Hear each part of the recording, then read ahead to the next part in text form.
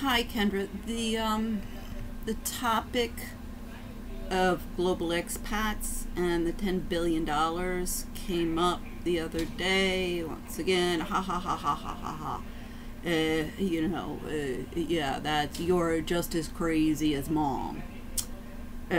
Comment, and that just confirms and exposes and shows once again. I've been hearing this from you all for forever, as well as the little girls that I worked with at the Institute for Capacity Development, which, believe me, have been playing the same game as they played with me in the courts, the misogyny there. Stupid deposed trophy wife who can't do anything, who opted out of the game, and therefore, is not even fit to lick our boot. And we'll throw her a bone with some, minimum wage jobs.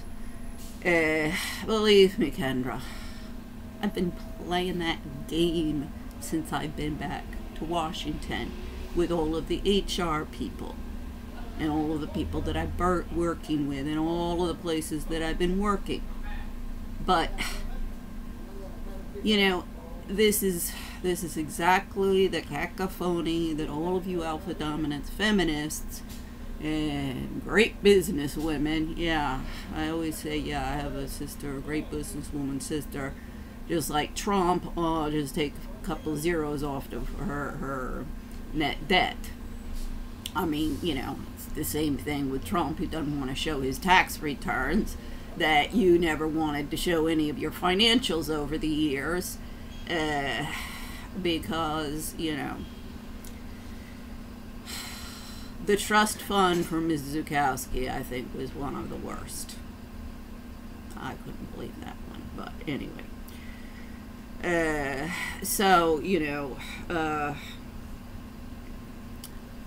This whole thing, I mean, this is why capitalism is not working, because this I demonstrated with the, it took, I did, 3 years or so to get the prototype. It's still out there, globalexpats.com. It's got 130 cities. It's, it took me, I think, 6 months to compile that list and upload it. I mean, you got you always saying you send stuff to your web manager to upload or something. I mean, Kenny, I manage 2 websites, full of content. And I produced all of it, uploaded all of it.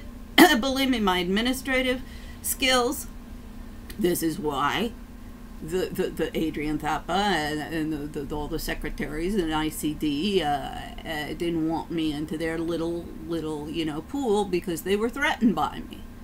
They didn't realize, just like you, they don't know how to read and they don't understand anything, because they're so narcissistic.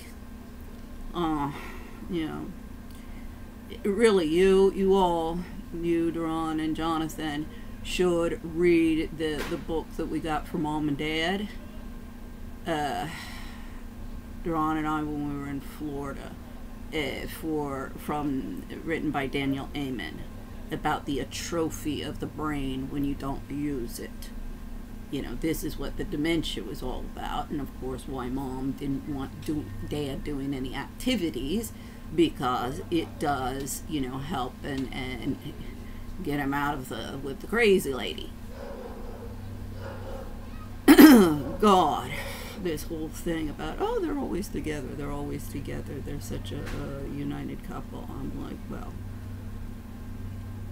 that's not necessarily a healthy thing. I've seen it too many times. I mean, in Spain, it's pretty bad. I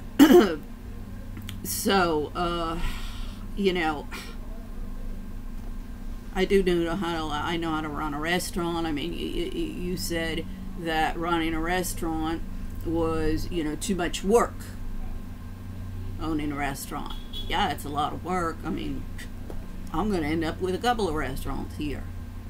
And one of the things that I'm going after the restaurants about is, you know, how they're just cashing in to all of this partying and hedonism and the rise of the Fourth Reich, because that's what everybody's supporting. It's just like Berlin. You ever seen the movie Cabaret? Well, it's in a, you know, a dance hall, a restaurant, whatever, and for a reason, because actually those people took over when the monarchs were deposed by the revolutions. That's what took in the social order of bringing the social, you know, the gatherings together. And unfortunately, it's just cash in, cash in, cash in, cash in. And nobody even cares about the damage that they're doing to the labor rates in this country, or the policies that are, you know, being propagated of alpha dominance feminism, managerialism, and affirmative action. Those are the three major problems that need to be attacked. So, you know, look at my business plan on Global Expats. I mean, you know, it's just like Trump. Would you people stop saying that? And everybody in Washington, you know, all of the alpha dominant feminists who just love to spit on me. Look at the evidence. This is one of the damages that alpha dominance feminism and alpha dominance minorityism, trying to put all the minorities in power and have quotas and, you know, rappel up the ladder of success and produce more and more and more stupid, superfluous jobs that are just creating more and more chaos.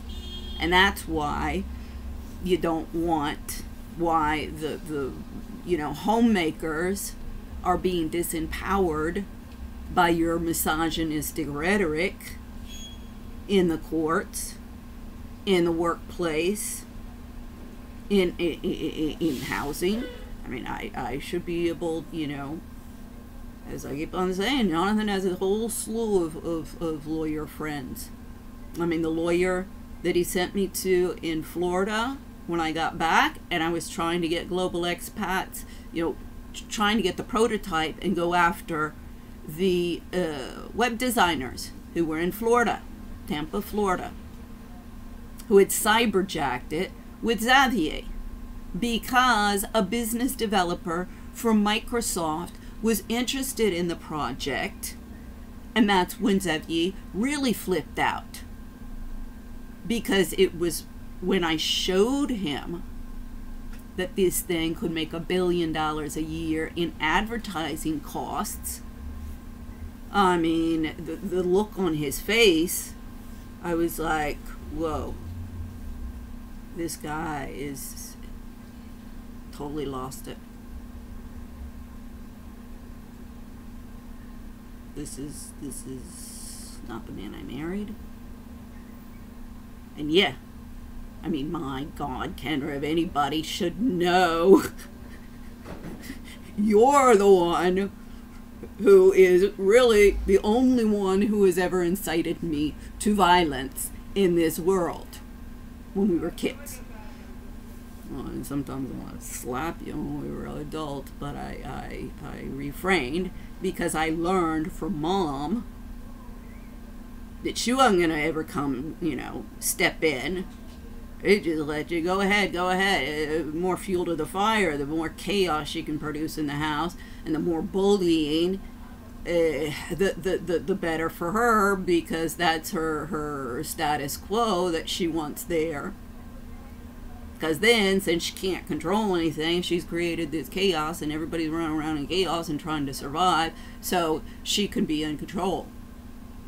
And yeah, I learned, I even tell these guys out in the streets, I say, look, I learned as a kid, you know, they go after you, they go after you, they go after you, go after you, until you explode and attack them, but then you get in trouble because you've gotten, you know, you've hit somebody or pulled their hair. I mean, God, you gotta know that I got in a cat fight with somebody and a physical fight with somebody, I'm not a timid little idiot. However, I'm not stupid. If I'm up against a man who is twice my weight and totally not there, I mean, really, if I would survive, I would say, well, temporary insanity. And that's what was scaring me. I was seeing it more and more and more and more and more and more. And everybody who is been colluding to cover this up and shut me up from top to bottom, and I mean by now it's all over the frickin' place, is not helping the situation as they might, justify in their twisted little minds. It has done enormous damage to me. It's done enormous damage to my children. And, I'm not going to speculate where Xavier is mentally right now. Because we saw what happens in this with Mom, and I see, my Lord, with the Zoom in the memorial service. It's really kind of eye-opening. I mean, I don't have these cameras, and I'm not, never with all of that like you guys. So that's kind of the first time, but I was like, whoa.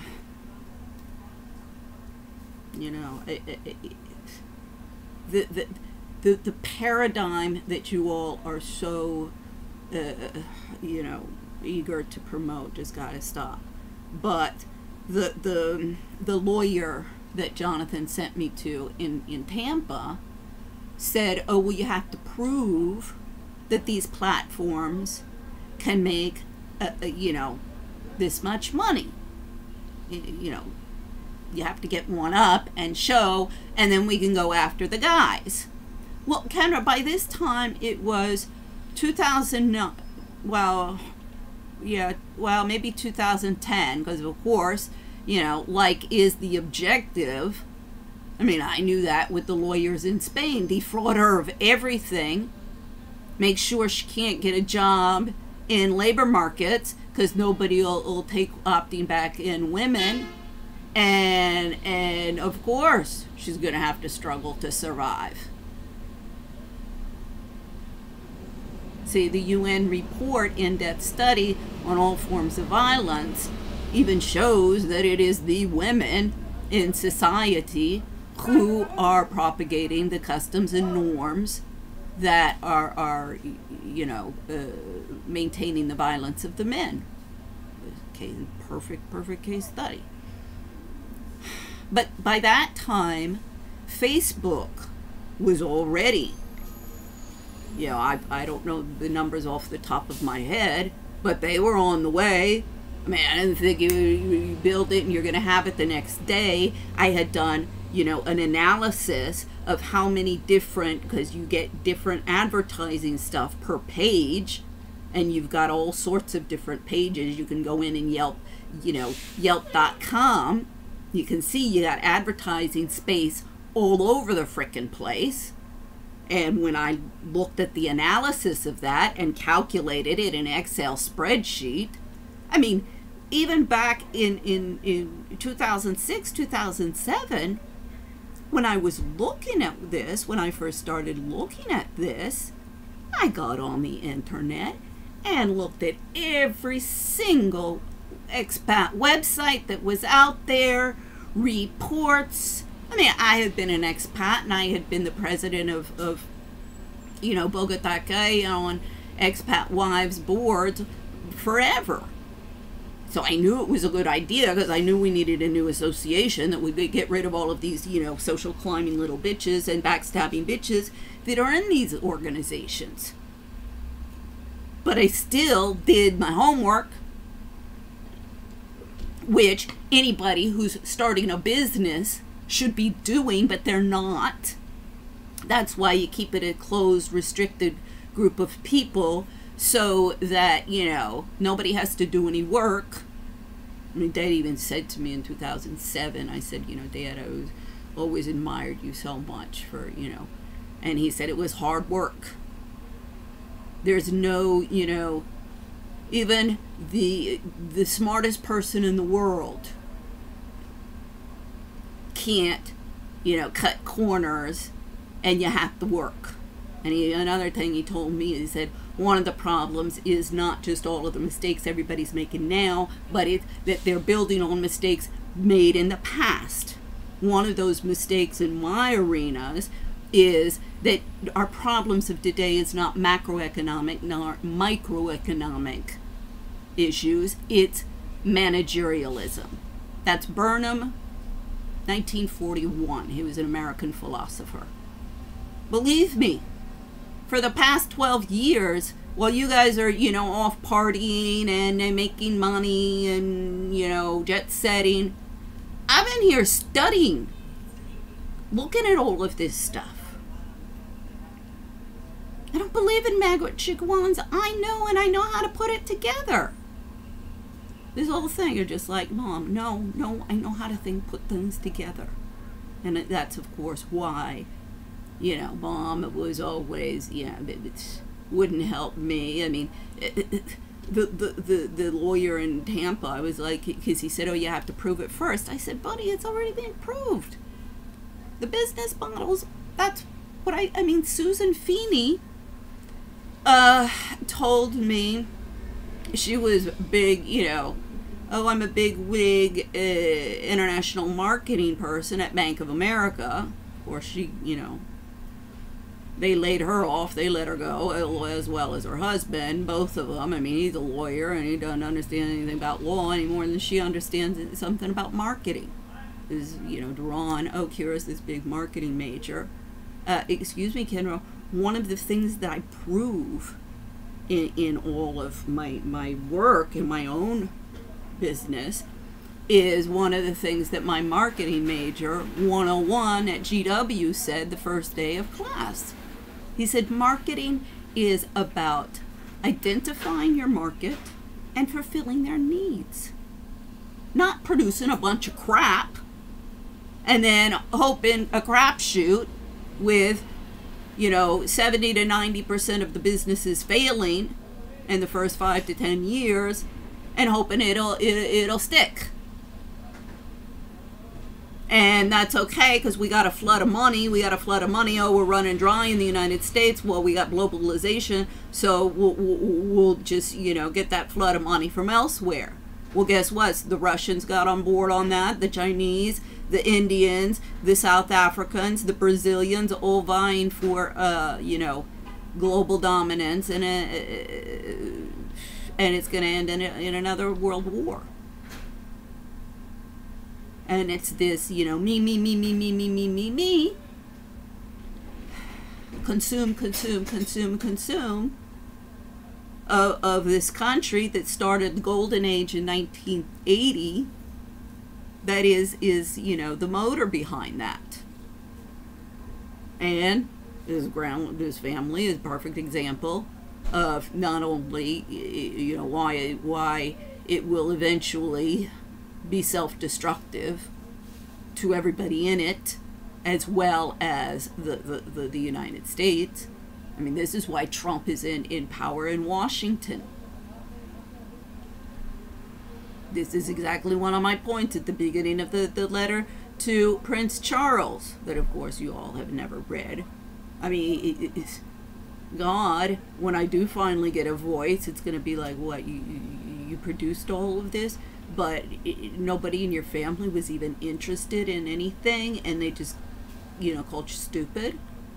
I mean, believe me, everybody does it in Washington. It's for the same reasons, same games, same manipulations. In fact, if I got out of Spain alive,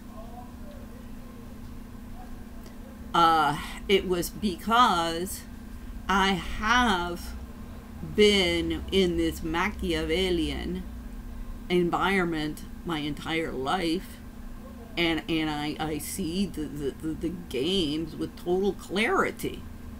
I mean, go into the psychological testing that's there with my documents about my divorce, and it even says I'm above average intelligent. Xavier is average.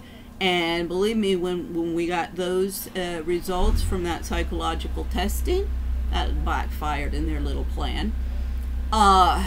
You know, he took them and they disappeared, because this is the reason he never wanted me working outside the home. He knew I would always do better. Same thing, you know, you're no different. So, yes, I mean, all you say is, oh, ha, ha, ha, ha, ha, ha. Well, of course, Kendra, if I can't find lawyers, if my lawyers in Spain screw me over and defraud me. Think of the logic here a little bit. I mean, this is the thing, you guys, you're so attached to your phones and exchanging recipes. I mean, this is another thing. I'm like, well, look, you let all the women into the workplace.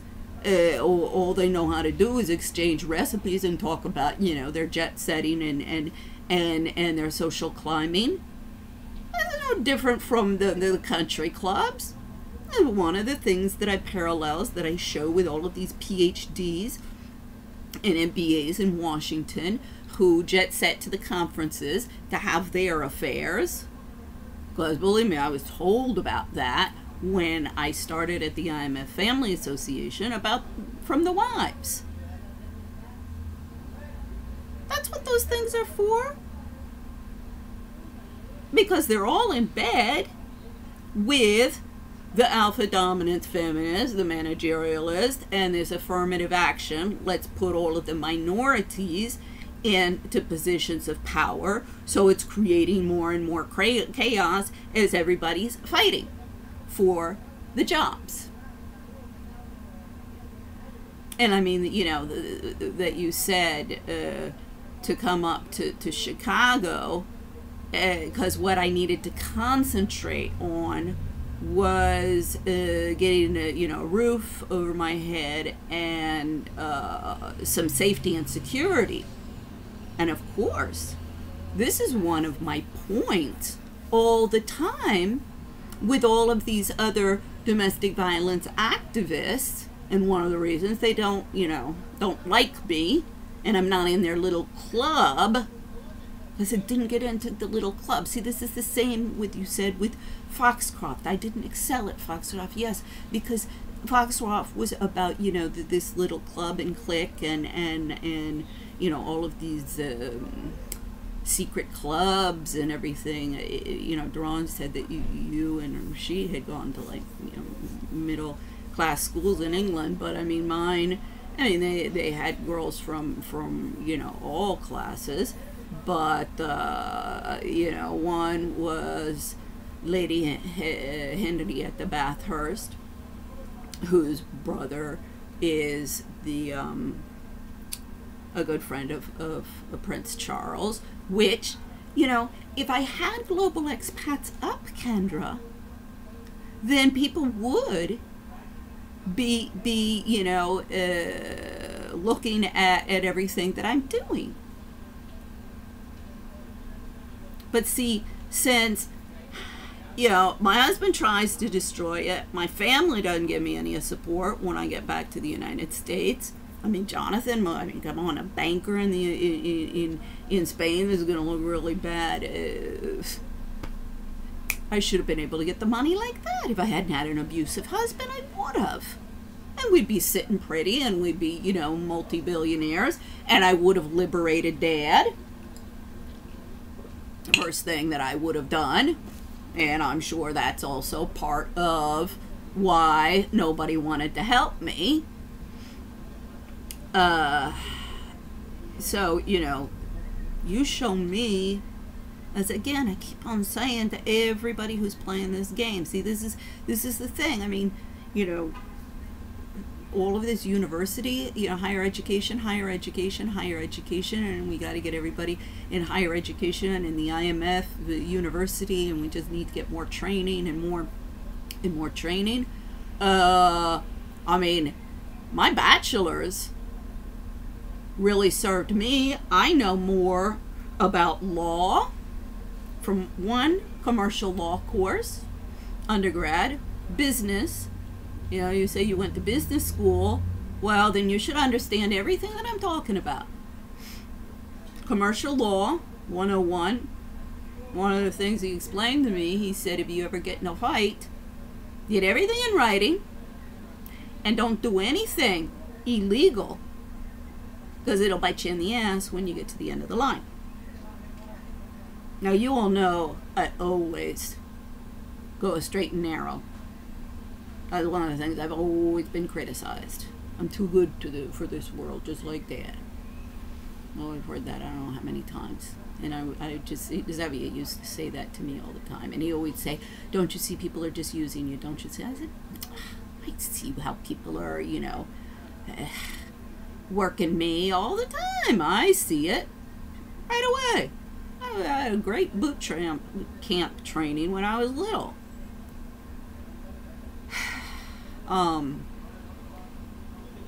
So yeah, I see it, but I want to help people. But yeah, because yeah, I see the, you know, I'm fine, I'm good. You know, when we were married, after we were married, he had a nice income. Yes, I had the luxury of staying home with my children. And Kendra, this is one of the things that I'm fighting and fighting and fighting. And you really better develop your own ideological debate on how you're going to counter this, you know, in an intelligent debate, rather than shut up, stupid, shut up, stupid. You're nothing. You're nothing. You know, that's what's going on all over Washington. That's why up on Capitol Hill, nobody's getting anywhere. They're following, I mean, this is, believe me, somebody even said to me they hadn't talked to you in years, because they said, oh my Lord, last time I talked to her, she was such a narcissist. I was like, well, yeah, you tell me about it. I mean, you always complain, I haven't been in contact with you all these years. I mean, excuse me. Somebody just insults you and denigrates you and criticizes you and talks about how wonderful they are, you know, I don't have much conversation to make there, except to get into a fight, which always seems to be your mantra. And this is, you know, what the bullies do. Believe me, Kendra, go into my report. It's a 150-page report, Kendra.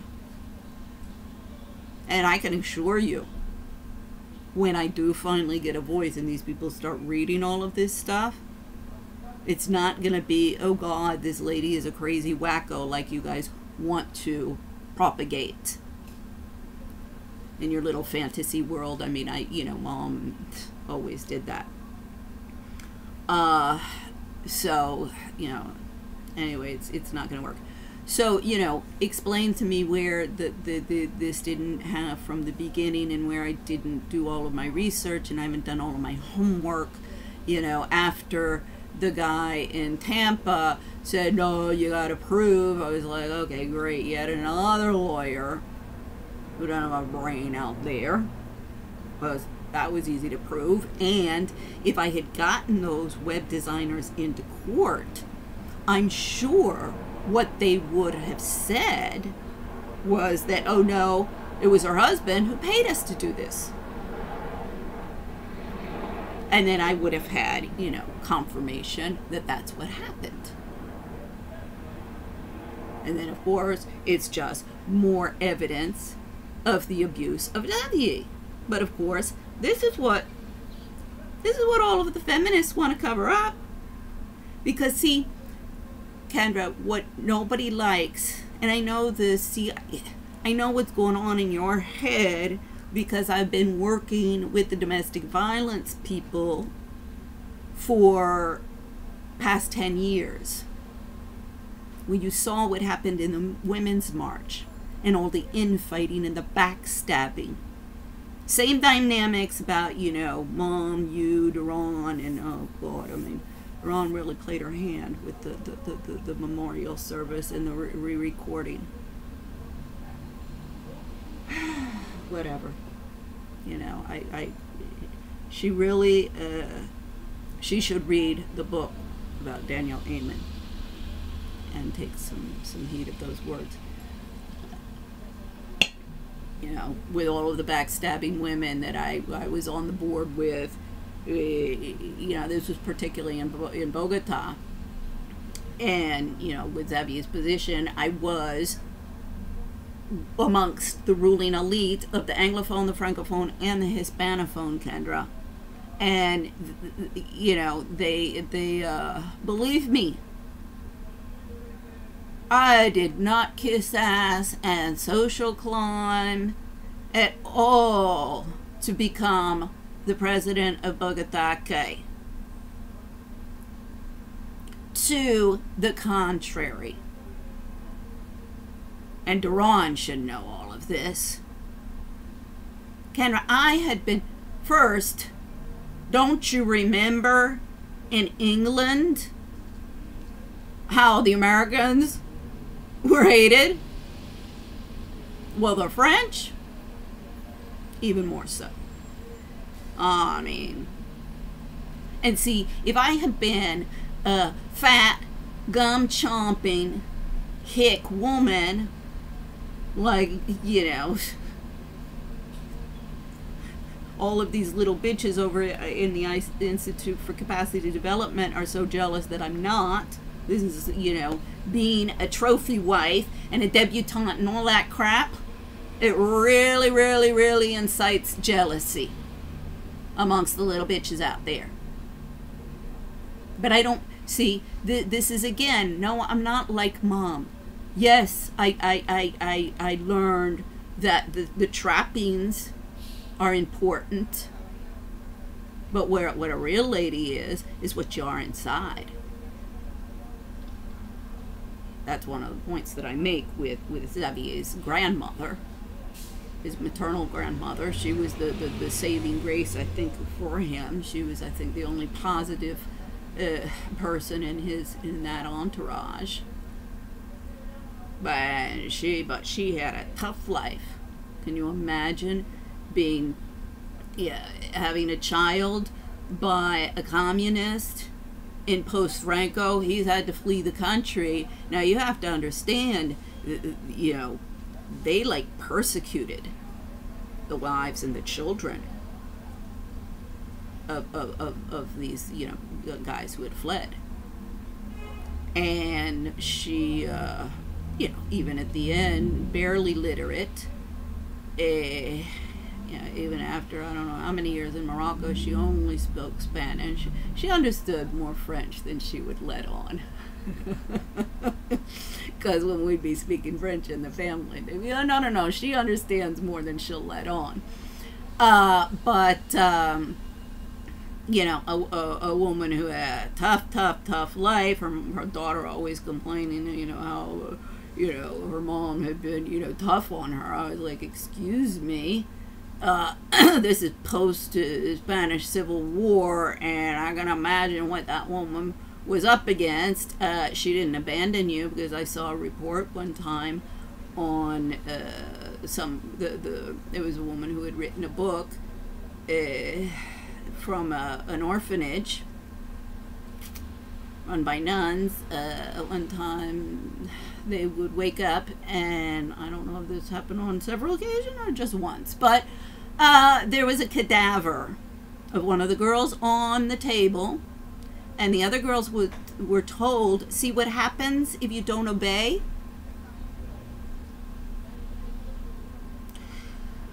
So, you know, as I always say, and in my anthropological research and work, which actually began when I was 16, believe me, I mean, I appreciated Foxcroft and GW, well, not less GW, but Cobham and Foxcroft, because they taught me how to think and to express myself and to stand up for myself with my words and my ideas, and not someplace just to go and make friends so that I could grapple up the you know, the social ladder.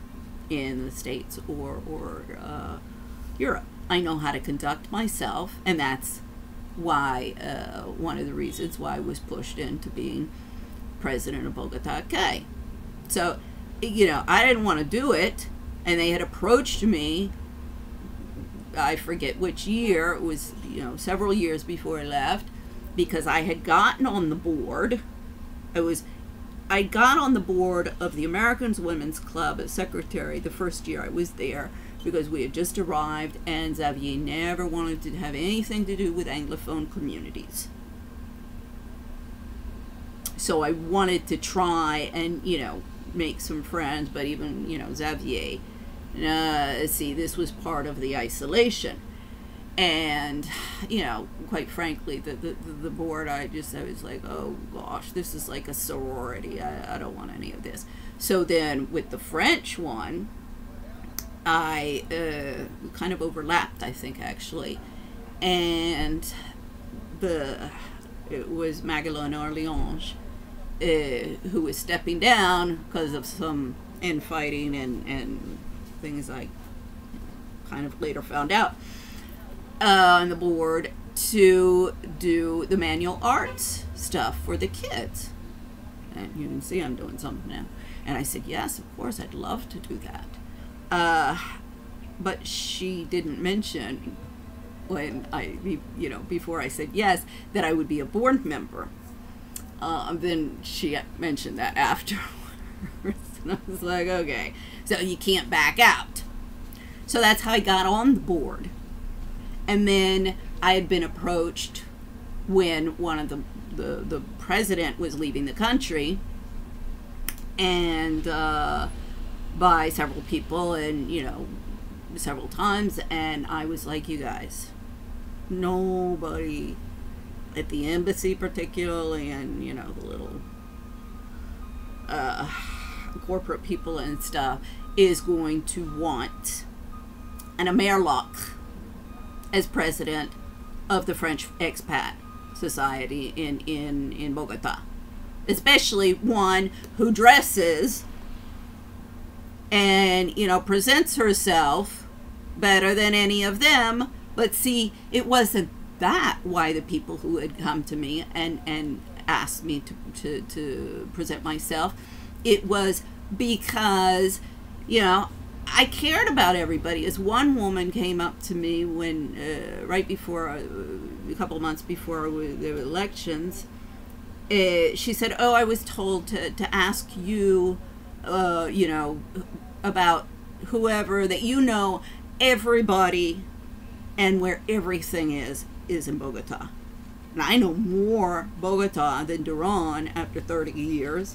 And I know more of the ruling elite and the people in Bogota than Duran does after 30 years. I mean, we were put in that ruling elite with Xavier's position, but I knew how to step up to the plate.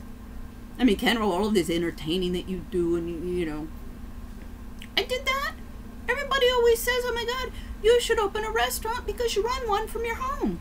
But not only did I run a restaurant, I also went to the social functions with him. I was, on the boards of these expat wives clubs. I was writing. I had my jewelry stuff. I learned to do jewelry. I mean, somebody here said, oh my God, you should be, start a company designing jewelry. I'm like, well, yeah, but that takes a lot of capital. And one of the ideas that I have for global expats gets into all of my jewelry work and my research into gemology and global warming and the issues with the blood diamonds, which is the blood emeralds, and the mafia that brings in, and the problems. It's not just the drug production in Colombia. You also have all of that. Now, the stones, all of these stones you can get in laboratories. In fact, a lot of what you find out on the market is really laboratory stones. They're just not telling you that. And there's this, stigma. No, I want the real thing. I want natural. And I explain to people, wait a second, it is the real thing, because chemically it's exactly the same as the stone that's been produced in the earth. You just don't go through all of the damage of the earth, and then the labor rights problems and all of that slavery that comes along with it, the mafia and all of those problems. And you promote it as, you know, ecologically, you know, clean, whatever, jewelry, and you tell people what it is. You need to do a marketing campaign and a promotional campaign to you know, change a little bit the mentality, but particularly in the environment now, even when I did the research, when I came up with the idea back in the 90s, because I was into gemology and the jewelry making, it was a good idea, but it's getting better and better. And that's just one of the money-making portions of global expats. Another is all the artisan work in Colombia that I saw. I mean, I didn't think just to do it in Colombia, but the artisans, I even had many that I knew who said, you know, can you help us find markets in Europe and the United States?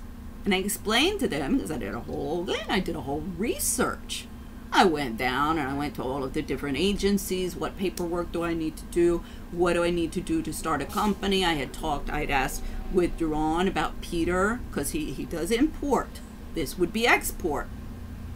Oh, no, I don't get into export, because then you get into the problem of them putting drugs in and stuff like that, so I don't want to deal with that hassle.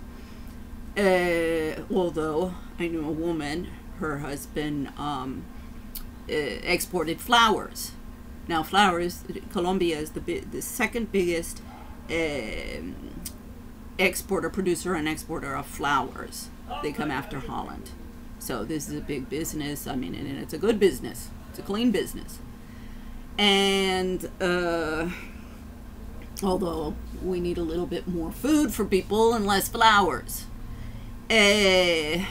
So, you know, it was like, sure, yeah, this is a good idea, because I know also from my research and talking to all of these artisans that they are being exploited, you know, by their Cámara de Comercio and the government agencies that are supposed to be helping them find markets abroad.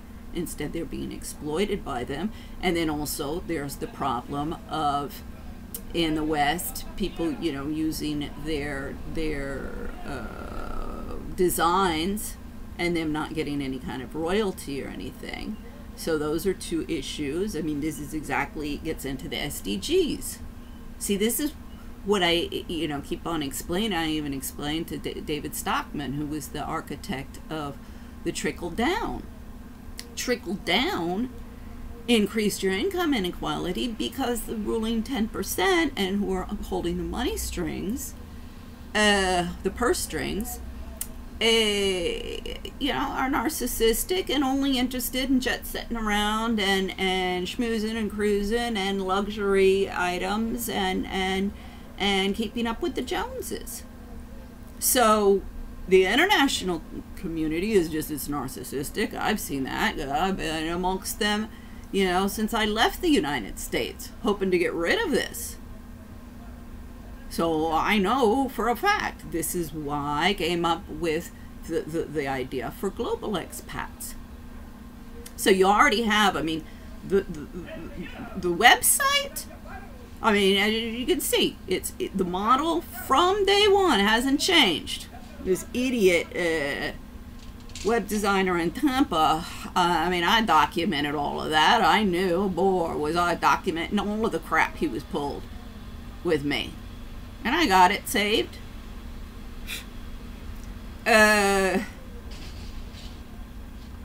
I see people coming from a mile away. I mean, Zabby was always getting us into problems and then coming to me and clean it up. I mean, I'm a pro in all of this. Not because I create the chaos, it's because everybody around me, nobody thinks of the consequences of what they do. See, no, Kendra, I'm not crazy like Mom. And that's one of the things, for example, to go up to Chicago now and work in a restaurant and stay at Jonathan's high-rise apartment. Kendra, when the violence starts, that high-rise apartment, that neighborhood, and like some of those neighborhoods, what is it, the north, near the lake and all of that, I was going to start with a bloodbath. Because, as I'm showing, you know, Trump is right. The foreigners are trying to take over the country. And that's what I show. You know, it's the PhDs, the MBAs that I'm challenging in Washington, D.C. that, you know, I'm more qualified for jobs in their think tanks than they are, because they are not accomplishing the mission of their think tank. They're just producing a bunch of propaganda.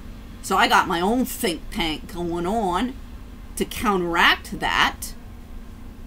Nobody's given me any money, and I've had to put it together all by myself. So yeah, okay, one person, the tortoise, you know, plugging along. Yeah, they're there, but believe me, they got all of their their reports. Repeat so many of the same things. I have been reading all of this.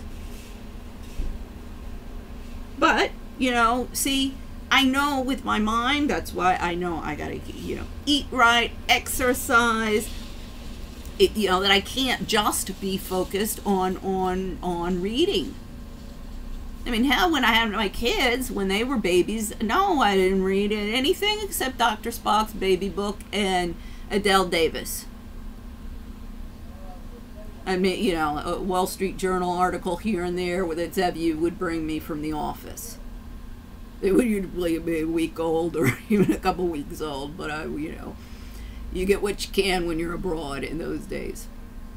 So, you know, everything in its time. This is one of the things all of you alpha dominance feminists are going to have to demonstrate, is this having it all.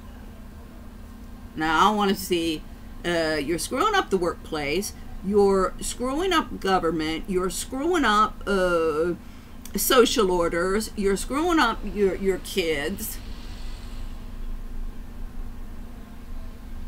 I mean, kind of the only reason I ever had girlfriends was because I went to a girls' boarding school, or I was a stay-at-home mom. I'm sorry, most women are cackling hens.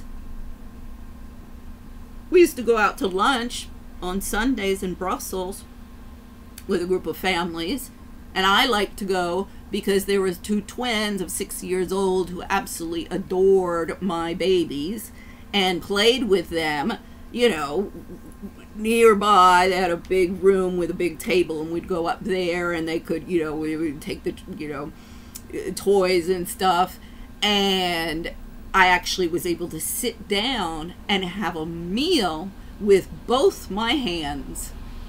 I mean, one time at a wedding, I had to add Alex in my arms, sleeping, and I had to ask the man next to me if he could please cut my meat so I could eat. W never, no money's going to be spent on babysitters or anything like that. I raised my kids 100% by myself. I mean, his parents, I think we went, how many, I don't know, 3 or 4 trips our entire marriage. One was the Forex in Helsinki, and we went to St. Petersburg, and I mean, that was, I loved going on that trip. But, you know, and even I was like, no, you know, he fights enough with me as is. I want my kids with me. So, let's see what else is in the global expats. So you have the website that'll make lots of money. That was my money making portion. Then there's the jewelry, the artisan. Oh, and then also, you know, clothing line. I mean, I used to, I was looking at exporting textiles from Colombia. I was looking at exporting all sorts of things from Colombia. I mean, I'm not, most of these parasitic corporate wives, they just want to go hang out at the country club. I mean, Duran told me that the American women were all pissed off. They couldn't leave the country. How dare they be locked up in the country? And they wanted to go home so they could spend their money. I mean, Kendra, the corporate globalism is being done so in a predatory manner, and because you do have a bunch of you know, idiots in the corporate world, managing the corporate world. I mean, Susan Feeney, she said, oh, you have to, you know, charge stuff for membership. I was like, and you're this big wig marketing person? You'll never make money like that. I mean, now she's struggling to survive and trying for I don't know how many years to, you know, sell. She's got, you know, these online furniture and luxury products in competition with, that's what everybody's doing. And that, you know, all of that money is just another more of all of this crap. She says, oh yeah, it's really difficult, it's really difficult. I mean, if she had looked at the project, but no, once again, nobody knows how to look at a business plan, nobody knows how to look at evidence. Doesn't matter if they're a lawyer, a marketing expert, a politician, a PhD over in a think tank, the guys over in the IMF, World Bank. They're all too busy going to meetings and writing reports and trying to promote themselves to see what's right under their nose. And that's why the extremism is escalating. I mean, you know, that's all anybody wants to sell. And then, you know, look at Global Thrive. Arianna Huffington is now doing that. I mean, Arianna Huffington Post is another one of those, you know, cosmopolitan platforms. I was blogging on them 2014. I started, I don't know, I think they got too much in there because they opened the platform up, and I think they ended up with too many articles, and so then they kind of shut everybody down. But all of these journalists out there producing all of this stuff, Kendra, it is all propaganda. I was on the committee, oh Lord, when we had the committee for the memorial service, when I heard there was a committee and you said you wanted to be on the committee, I said, please go ahead and go off on your little committees. Thank you very much. Whenever I hear about that, I'm kind of like, oh, okay, I think I'm going to have to do this project on my own. And why nobody's getting anywhere in Washington. Well, I was on the committee. I was in the head of the committee. Maybe if I had been and people did what I told them, then we would have gotten somewhere to try and get the media to expose all the problems in family courts. See, all this narcissism of, you know, I don't want to look at any of the problems, I don't want to look at any of the evidence, you know, oh, you're just stupid, you're just stupid, and I'm, you know, wonderful, and all of the resources should be coming to me whenever I, you know, raise my hand or pick up the phone. I mean, Trump even said all I have to do is pick up the phone and I got money. Why? Because it's a closed group of you know, narcissists who have been consolidating their power base in their rise to power in the past 30 years. I mean, Kendra, I was here at ground zero when it started. I didn't leave Washington because I couldn't hack it. I left Washington because it all disgusted me. The whole cocaine snorting and fornicating. I mean, the American women, I mean, the crassness that you all talk about sex, the ruling elite women. I mean, even I think one of the most shocking was Sean Penn's wife. What's her name? Robin White Penn, I think. After there was some interview after the divorce. I just was like, my Lord, lady. And you know, denigrating men and objectifying men in the same way that men have been objectifying and are objectifying women. And I think I think there got to be a few good of them out there. Otherwise, we would be already in a World War III.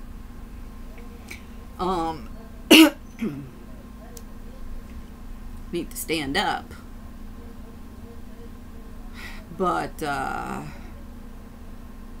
you know, Kenny, it just, I know you don't understand enough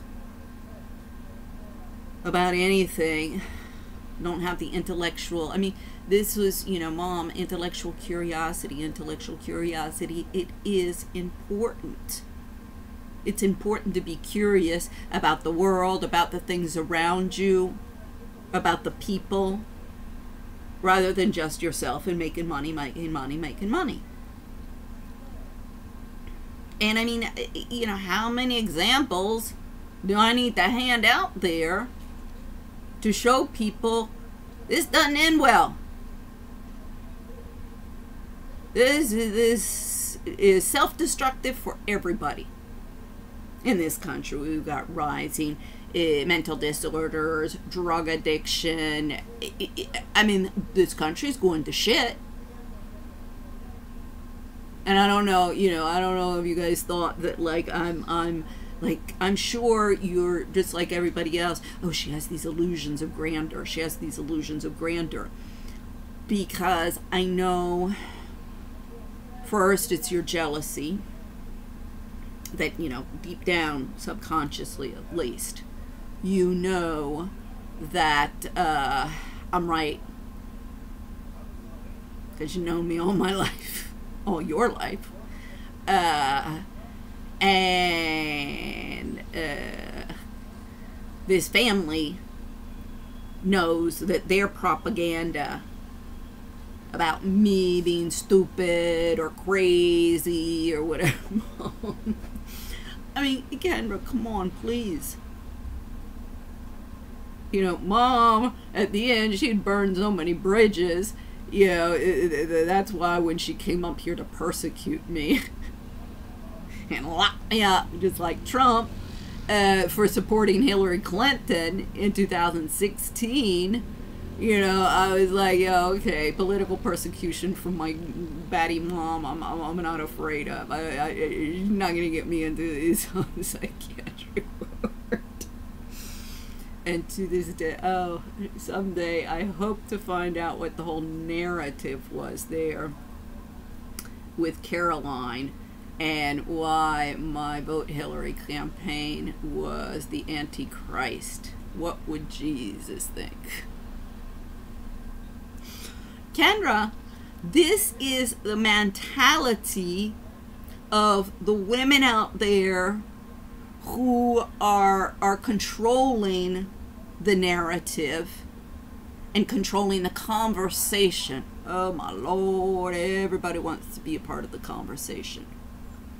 But I can promise you there are some men, you know, if you see the Michael Cohen hearing, and I love when one of the, I think it was the Senate, went through the Senate, I can't remember, one of the congressional members is sitting there going, do you promise not to publish a book? Do you promise not to make money off of this? Do you promise not to give speeches or something like that? And Michael Cohen's going, no.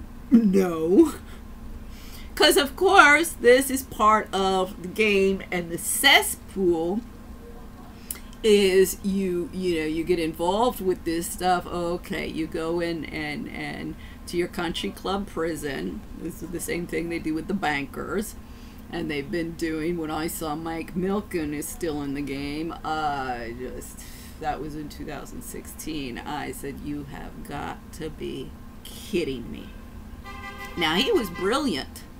See, Kenny, this is one of the things about human resource management and, socialite women and the whole debutante stuff and finding the husband for the young wives, these young socialite wives, which, I think Queen Elizabeth stopped in 58 or something, the Queen's being presented to the Queen because this was antiquated. And yes, it is antiquated.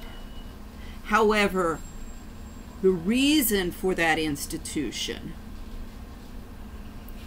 is still there, and it's left a void, and that's why it is important, the education and a ruling elite that, this is what I learned with Cobham and Foxcroft.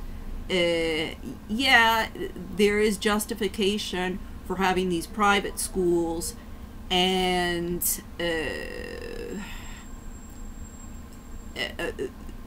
that are of certain privilege, if you will, compared to the public secondary schools. However, only if those schools, those students are not just either there because they were born into the right family of the robber barons, which, Foxcroft is full, or, industrial families who have nouveau riche people. It should be, students. This is the same with the Ivy League universities. And they just become a cesspool of greed and corruption and corporatism and managerialism and affirmative action and alpha dominance feminism, which they're all looking, just like Trump's university. It's fraud, because they're just creating cacophony and they're churning out idiots. I mean, Lucy, I remember when she would come through Paris, this was back in the late 90s. I was like, whoa, because, first it was like, how many years, forever to do your PhD. They're like 12 years. I've done 12 dissertations or more in 12 years. Maybe that's why I've never heard from her. Just like, all of the other PhDs I'm dealing with in all of the other universities. I mean, Lucy's just, and her husband are just another drop in the bucket of all of the people who are going to be looking at serious problems in all of these universities. I mean, my list of names is really only the domestic violence people. There's this Indian woman, Shetty something, over at Berkeley. She's with a psychologist. I mean, if Hague, International Hague Convention, Domestic Violence Project, bunch of bullshit. Just like the DV Leap over at GW, just like their human resource, their human rights department, just like their women's and gender studies, and just like their entrepreneurial one, just like World Women Business and Law over at the World Bank, and UN Women. Stop calling me stupid. This is the typical of the feminist. Insult, insult, insult, instead of addressing the issues. So stop calling me stupid. Go into any of these things that I just talked about and read what the reports or the letters that I've written to authorities, and we can discuss the validity of what I'm talking about. I think the problem is you don't understand, so that's why you resort to insulting. See, this is the damage that the feminists are doing to social orders.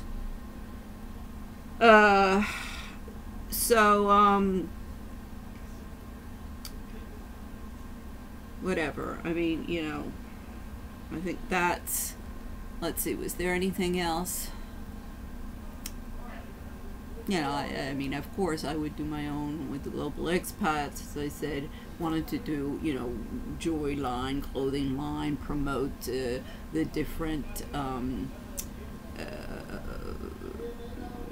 designers from the emerging markets and they call them low income and high middle income, because see, all of this, the ones in Paris and London and New York get all of the resources and all of the fanfare, and that's what everybody wants to buy. And oh God, that's another thing. I mean, since I've been back, I don't know if you remember Neiman Marcus. I mean, Mom always loved Neiman Marcus, and I have to admit, Neiman Marcus was always very expensive. However, you had impeccable quality. Impeccable. I mean, you buy a dress there. I had one dress I got from there, of course, on sale, that I had until I, lost everything in Bogota. Excuse me, in Madrid. I mean, it was red. I had to be thin, so I couldn't always get into it. But it was like from day one. So all of this crap that they're producing. I mean, come on! I'm like, the proof that markets are being flooded with clothes and manufacturing goods and all of it, and nice clothes, is that when I need an uplift and get depressed because everybody around me is just screaming at me and denigrating me, just like my family. I mean, Kenra, I shout. This is another problem that you're creating, all of you, narcissists and psychopaths and crazy bitches, with, you don't know how to read The Narcissist Epidemic, Twang and Campbell. You and it goes back to early childhood, but development, you don't know how to deal with stressful situations and difficult situations. So just like a child, I mean, my Lord, one of these guys here, in the psychiatric evaluations, I'm sure it'll show a mentality of a 3-year-old, and that's exactly what we're dealing with. All they know how to do is scream and yell.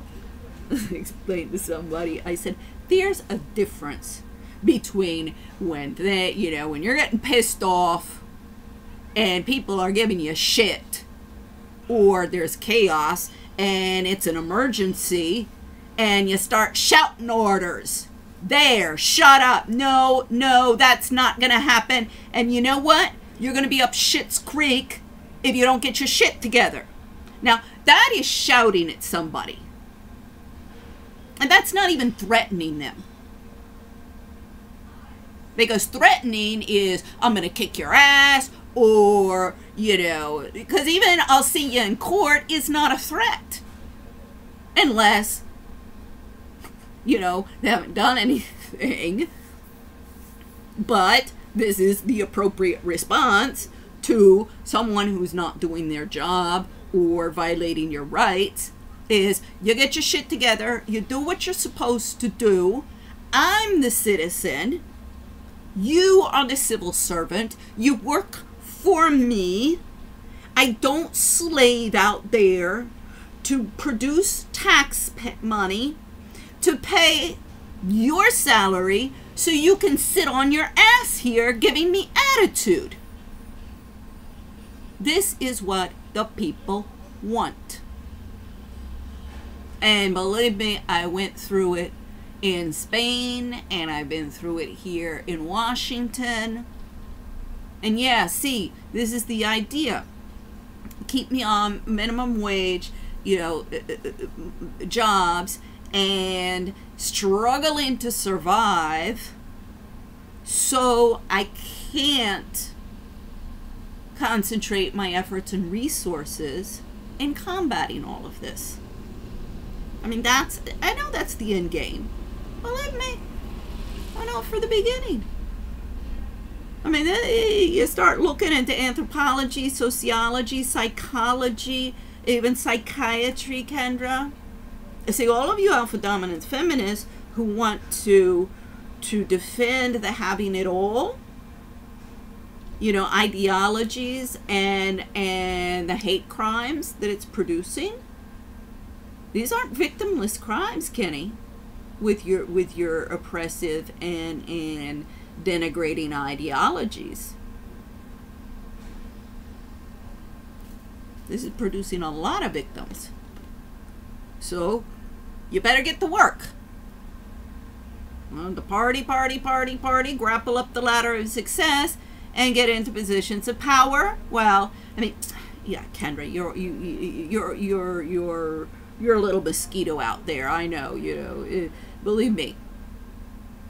As I told Duran, I said, look, I know all of these Machiavellian manipulation games and all the Machiavellian games, and I don't have time to do that with the social climbing little bitches out there who this is why women were kept, restricted money and property and positions of power, because they just get in and create chaos with their little, games and manipulations. This is what the women need to grow up. This is where affirmative action, and I'm attacking affirmative action, even going back using grandfather and the case of 1910 in Alabama. I don't know why Mary Ann's, she's all into these women's clubs and history of the family and family tree. I don't know why she hasn't taken an interest in any of this. Unless she has guilty conscience. And that's really what why the feminists and why the domestic violence people, I'm not sitting at the head of an NGO, because I will not propagate their propaganda that men are horrible people to be dominated and women are angels, and it's just getting them to them positions of power and they are going to solve all of the problems of the world. Because believe me, the books are out there. Go into my bibliography, Kendra. Start reading all of this stuff. Yeah, you want to defend your position? Go ahead. I have no problem with it. But stop with the shut up, stupid. You're nothing but a stupid trophy wife.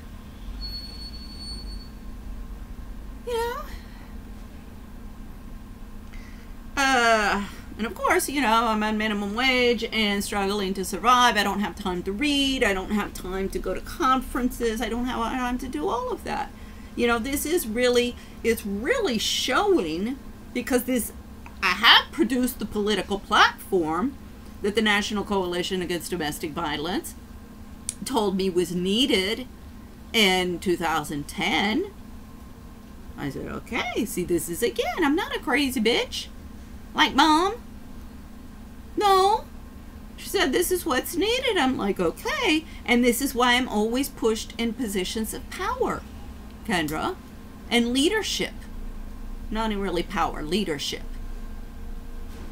Because people do have confidence in me. They know I don't go around stabbing people in the back. I'm not some crazy bitch. That's what I told somebody. I said, there's a difference between shouting and yeah, which you all do.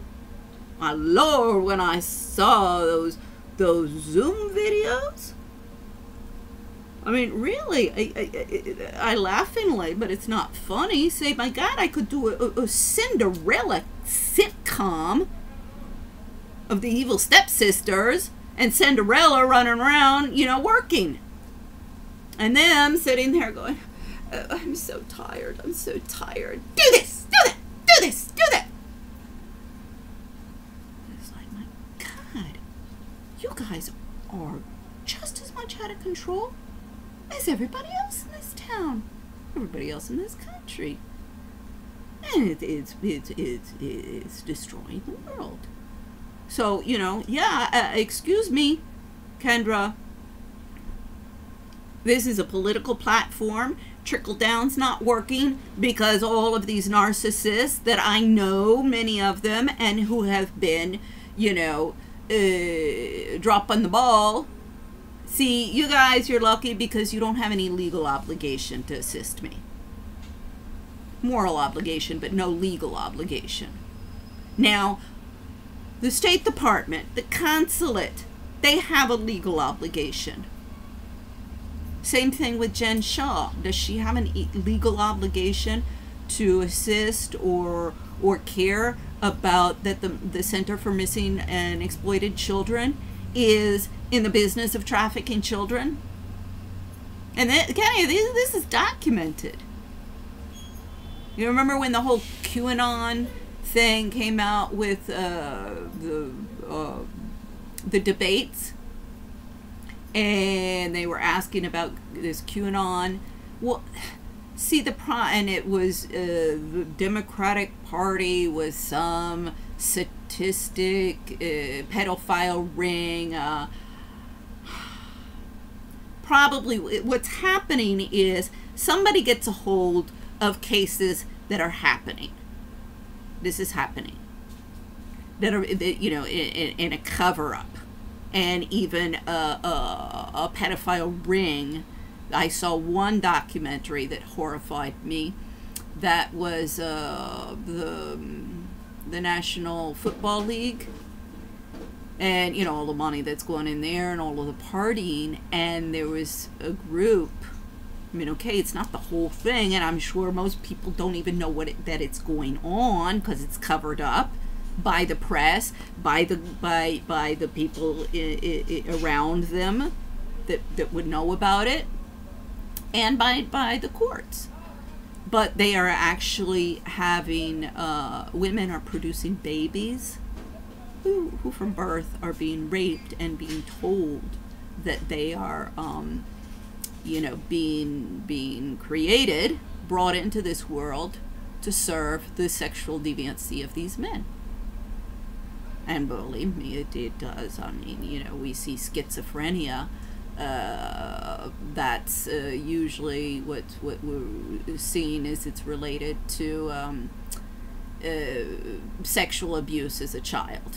It can be other, but there's a high, at least with the sexual abuse cases, there's a lot of schizophrenia. A lot of it. And it's explained why. All of the reports are there. All of the evidence is there. It's just none of the ruling elite women want to look at it. Either the Americans or anyone in the international communities or anyone here in Washington. The press is all covering it up. I mean, we're seeing more and more that they're just propaganda platforms. In 2016, I tried to see if Sean Penn, I mean, I have several cases against the major networks, and we can, you know, break those up for being propaganda machines and nothing else. So believe me, you know, like my you know, vote Quenby 2020 U.S. president. I mean, in your little crazy world, do you guys really think that I think that I'm going to be promoted to stardom and raised to stardom and be voted in president? I mean, is that what you're, because that's, I mean, I know, believe me, I've been working on this for, you know, my entire life, but studying all of the sciences behind it for the past 12 years. So I really have a good grasp of what's going on here. So don't just, you know, you're crazy, it's not true, it's not true. I forget, Biden, I think, was on there saying, that's not true, that's not true. It reminded me of Duran. That's not true, that's not true. That's all she knows how to say. So, you know, get your research together before you want to attack me. But, you know, yes, global expats, the whole project, there will be a $10 billion lawsuit when I can get to the end of the line. And the fact that I haven't been able to find lawyers to submit all of this, either through all of the personal contacts I have amongst the ruling elite around the world, who are too busy in their ivory towers, you know, in their PhDs and universities, or too far up in their ivory towers of the greedy corporate world that's you know, destroying labor rights, creating chaos, creating predatory and exploitative products, or amongst the legal community, the human rights community. I mean, Kendra, you know, for example, on RICO, Racketeer Influence Corrupt Organization Act, explain to me where I'm wrong. I mean, ask Chris Decker. You said he's a criminal defense lawyer. And, you know, with that I agree. You said that he had said that everybody has the right to a defense, and that I totally agree with. But not in order to silence and oppress the victims. I mean, victims have a right to be protected from their abusers, as well as the court system that, of course, you know, of course, the person accused has a right to present their evidence and their defense, but not manufactured evidence, not lies, not falsified documents. But that's considered normal. One of the first lawyers told me that.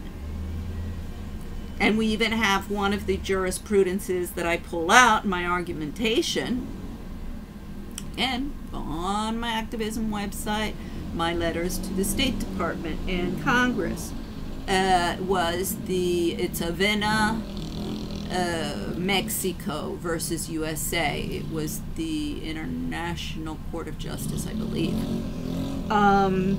And it was 57 Mexican rapist murderers who had been put on death row, but their Miranda rights had, or no, it was, I guess, their consular rights hadn't been respected when they had been arrested.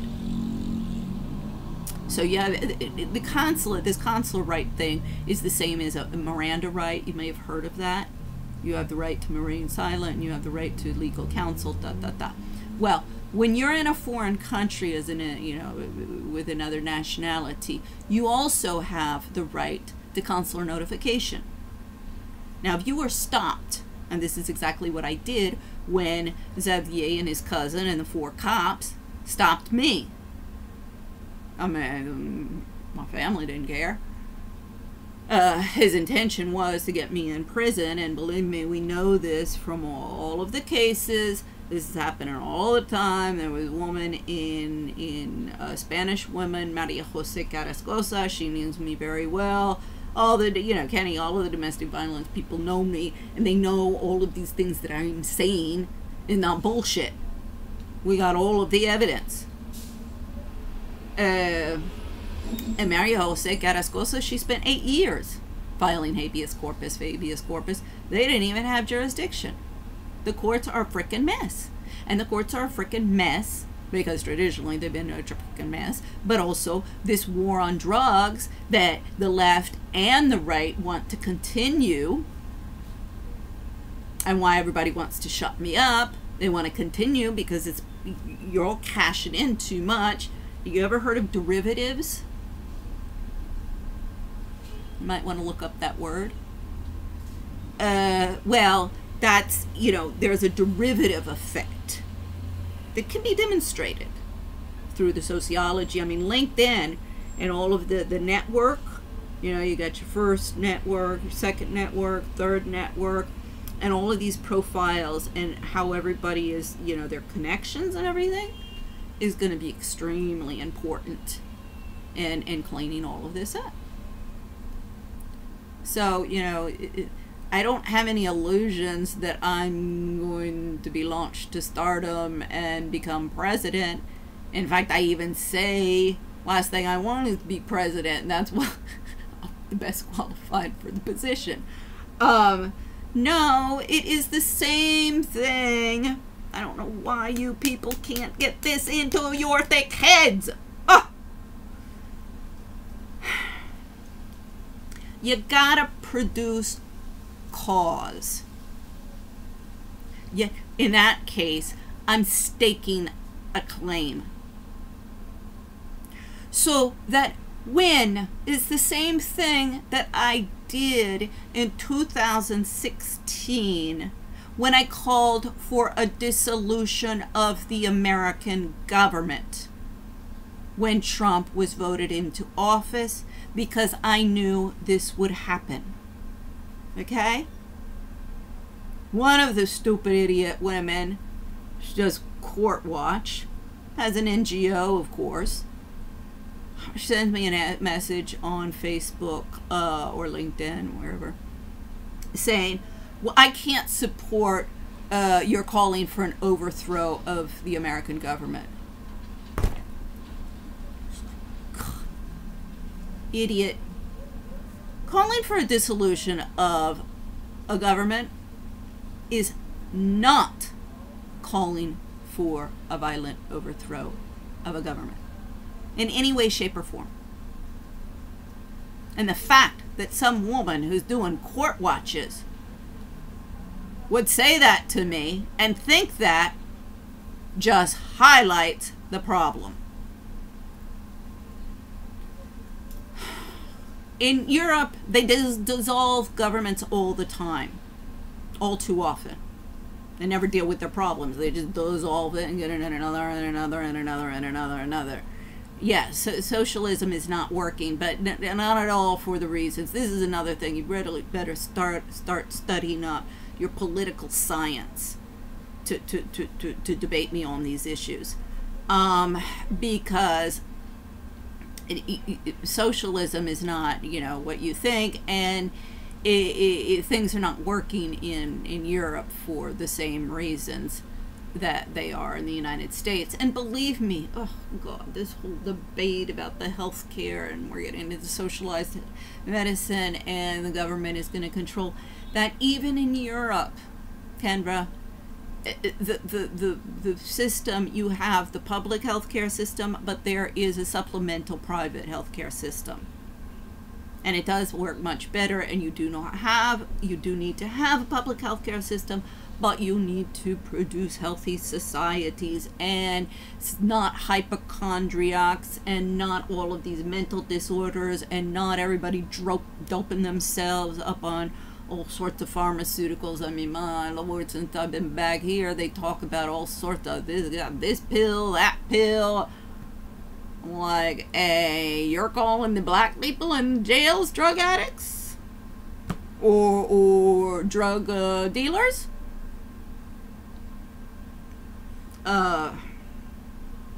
So, you know, I know what needs to be done to clean up this town, clean up this country. So, you know, as I say, stop with this is exactly.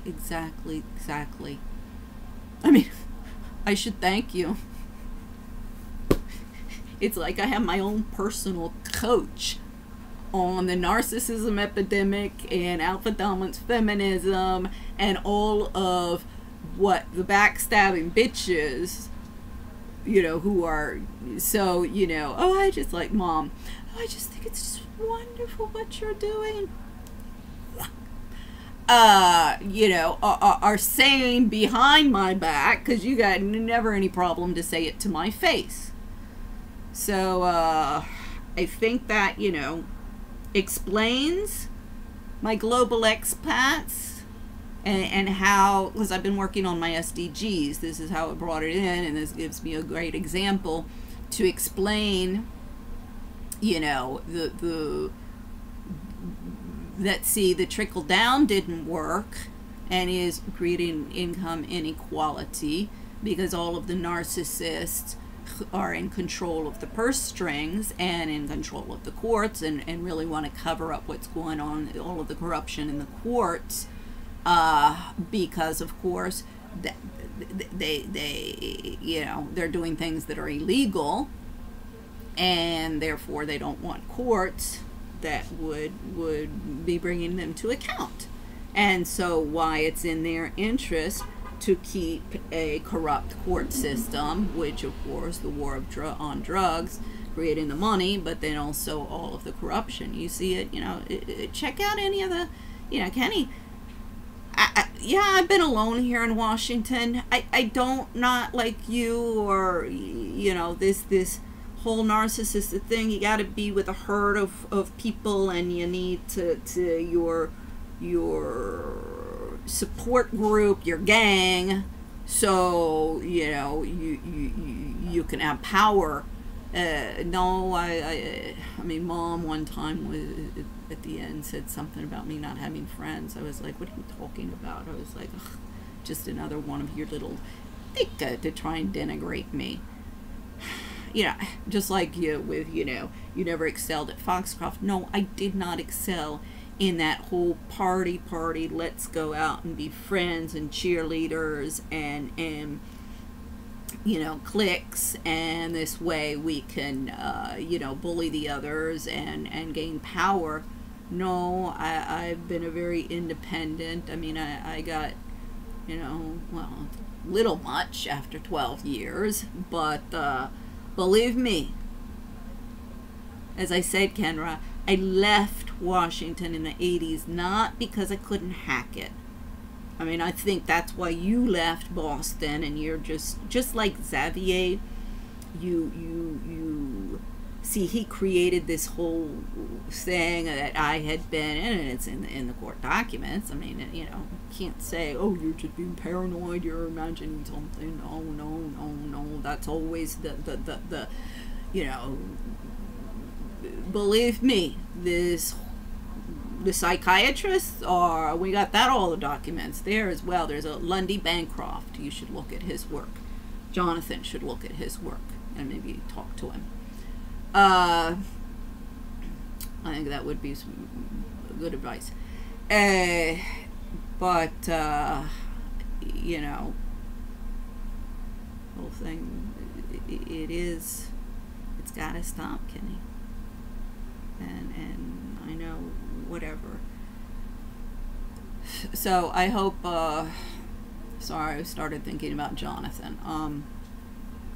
You know, I don't think you were, you know, as we saw with Mom, till the very end, this narcissism, this dementia, the way that it transforms your brains, you know, you can't face reality. So until the very end, you got to go into your, you know, this reality that you've created for yourselves. Xavier, I've been a drug addict since I was 14 years old. I mean, Kendra, you know, how many people around the world do I know who can say that's absolutely ludicrous? And all of the other stuff that he said in there. I mean, it was just so far from reality that it shouldn't even be believed. But it is. And it is because the narcissists and the psychopaths are in power of the rhetoric, of the courts, of the institutions, everything. So this is, you know, the SDGs. This is my big beef. You can go in. This is where I'm working on right now. This is my big beef with the SDGs, Sustainable Development Goals. And those tons of money has been, you know, jobs and jobs and jobs and jobs. We'll see how many billions, I hope it doesn't get into the trillions, of dollars are being wasted on a propaganda campaign of the Sustainable Development Goals. When I have demonstrated time and time and time and time again, I refer you to, okay, there's my report, workplace bullying and the IMF and all the cover-up and all of that going on. It shows exactly the same narcissism dynamics as you know, with the Foxcroft crowd and the other ruling elite that I know.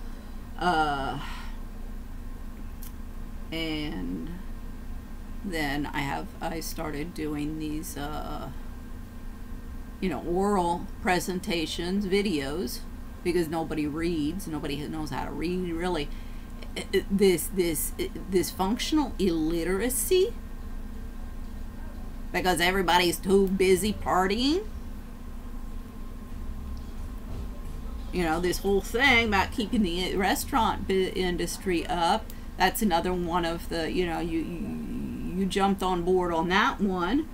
I said, why don't you do something, you know, to try and promote people stay home, please, you know, stay safe. Here's because Trump's saying all of this stuff about this is creating horrible domestic violence, and we're getting depression, and we're getting alcoholism, and in dysfunctional homes. I'm sure that's true. Of course it's true. But if you look at the rest, you know, there are some positive things that have been happening in social orders with the COVID pandemic, and one of those is people are spending more time with their families, you know, cooking. I mean, of course, I wouldn't, I mean, if I was a mother, if I had my kids here and my husband and what, okay, I mean, they're older now, so I couldn't, you know, have so much control of what they can do, but no one out to restaurants until a vaccine is found. I mean, I never went out to restaurants anyway. I would always get mad. I said, no, come over to my house. With that money, what I spend on the four of us to go, I can fix better food at my home. And everybody agreed.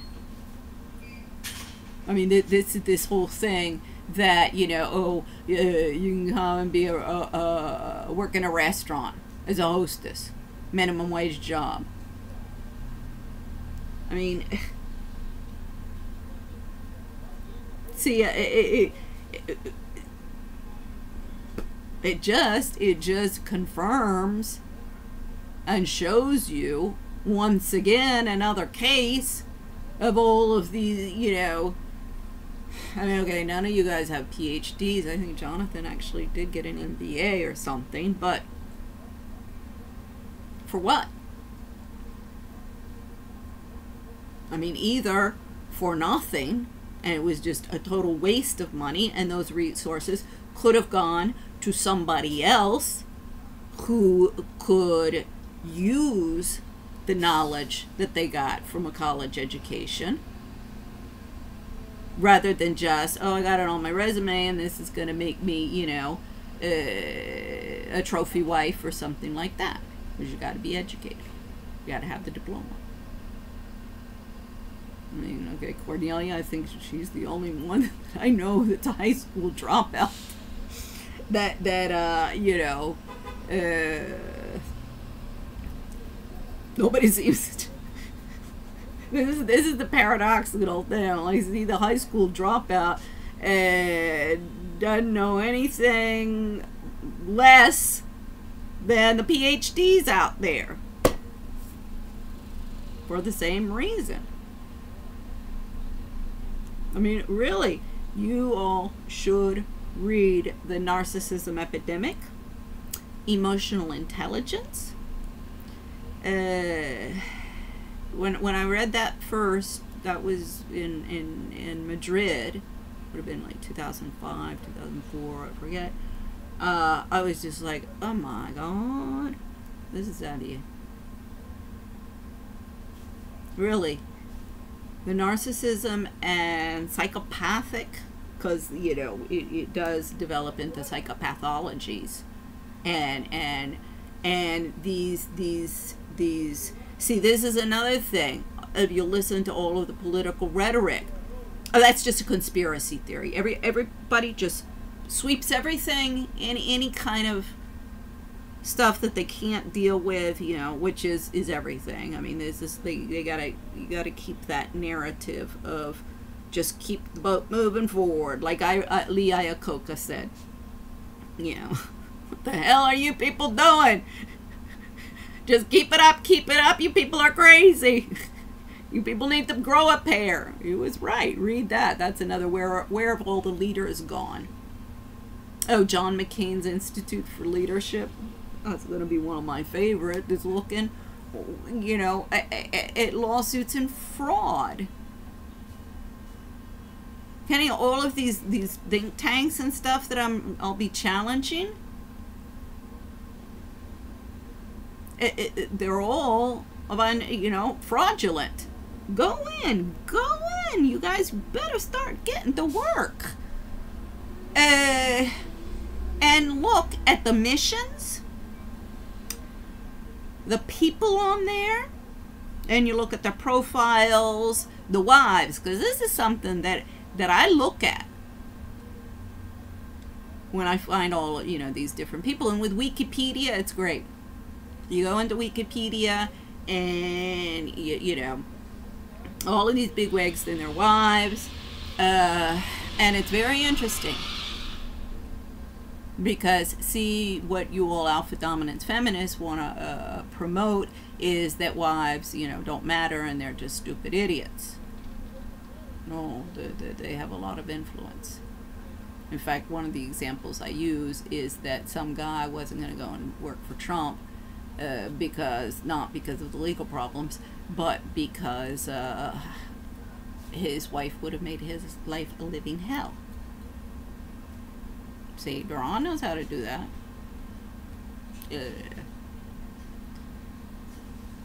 Alberto told me he left the house because, you know, I saw. Duran says that she didn't, you know, propagate what mom did, and she didn't repeat what mom did. Yes, she did. And I guess that's what all the last 12 years and the ceremony really showed that you know, this way I was the mom who had her children taken away from her, which of course, if the courts took my children away from me, and you know, women always get everything and always get their children. This is the narrative out there. But the reality, Kendra, is in that 90% of cases where men ask for custody of the children, it's given to them. See, there's a whole propaganda narrative of what's going on to housewives and homemakers and trophy wives, because really those are the only ones with assets. Now, see, if we had had millions and millions and millions of dollars, it would have been a whole different ballgame. That's why you see, for example, you'll see the Ariana Huffington case. I don't understand that, because they were married for a few years and she walked away with all sorts of money. Now, even in common property marriage, you only are, you know, it's only the money that's made during the time that you're married that you should be getting the assets, portion of that assets. And of course the men are hiding the assets. I mean, believe me, it's all documented in all of these books. So the question becomes, and all of these people are in universities with six-figure salaries and cushy jobs, and when I call them, for example, Michelle Alexander, the author of The New Jim Crow, she said, "Lady, you're biting an apple bigger than I'm willing to chew." See, Kenny, all of the evidence is out there, but nobody is putting it together except me, and nobody is trying to bring this to some sort of judicial process, court process, where all of the evidence can be examined and the guilty parties held to account. So, I mean, again, explain to me where I'm crazy in what I'm trying to do, or where this is anti-Christ, or, so somebody even told me recently that some philosopher had said the narcissism epidemic is the anti-Christ. And I said, well, that I can see that. I said, well, then all of the NGOs and PhDs are isn't there some false prophets in there? So anyway, that I hope will clarify for you and anyone else why global expats, yes, it was designed for the advertising space, as had the potential for $1 billion advertising. Again, TripAdvisor is producing that. Facebook is above that, I think. Although, Facebook? See, this is another thing, Kenny. Why, you guys are always fixated. This is it. You gotta survive. You gotta survive. You gotta survive because you gotta party. No, I'm always looking at the big picture as well as the short term and the long term. This is why I'm like, wait, go up to Chicago. I could be on the front line and raped and pillaged. And even if I say, wait a second, I'm with you guys, I'm on your side. I know from experience, you see me in the street, you think, you think I'm a stupid white woman and Trump supporter. Well, admit, one of the guys, one time I was talking to this homeless guy, black man, and the other was saying, don't listen to that woman, don't listen to that woman. And the black man who was talking to me said, no, she's not bugging me. She's not, insulting me. She understands what we go through. No, she understands it exactly. So see, but when the raping and pillaging starts, it's pretty hard to get them to stop while you're explaining that, because they're not listening to anything. So that is also kind of my concern. See, that's one of the things that I'm glad I'm in Mount Pleasant area and not over in Cleveland Park, because that'll get hit hard. This is what everybody wants, this is what everybody's gonna get. I mean, my lord. You know what? This all reminds me of, do you remember in Wales at the sheep farm? And one time, all the sheep, I was coming, to the house where mom and dad were, and I saw, there were sheep wherever, are always getting out, and the gate was open.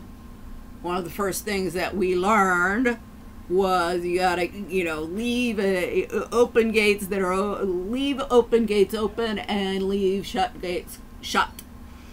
And they're gonna escape. And you guys are all standing there, and I'm like, shut the gates! Shut the gates! Shut And you sound like a bunch of bozos. And I guess I probably got pissed. I don't know. I don't remember that. But Mom got pissed at me because I was screaming. Because, of course, since you guys didn't move, see, when I shout and I say, do it, we're going to have sheep that we're going to have to chase all over the frickin' place. Just do it. And ask questions later. And she punished me because I was like, move! I was like, are you people a bunch of idiots or what? The sheep are coming through and I'm saying shut the gate. I mean, Kenny, I'm saying if I see people going off a cliff, I'm gonna say something. Now you guys don't wanna, no, we're good. I mean, I keep explaining to the Alpha Dominance Feminists, and all of the HR people, I'm like, you keep on, your excuse is the ship has sailed and I was left at the docks and, too bad for me. And my response is, but guess what, you guys? The ship that you got on is a Titanic. And it's going to go down. And I'm here on the docks with all the booty. I mean, I know you don't want to face it, because if the ship goes down, then, all of your security blankets are gone. But this is, I keep on, even with Mom, shutting me up is not going to change anything.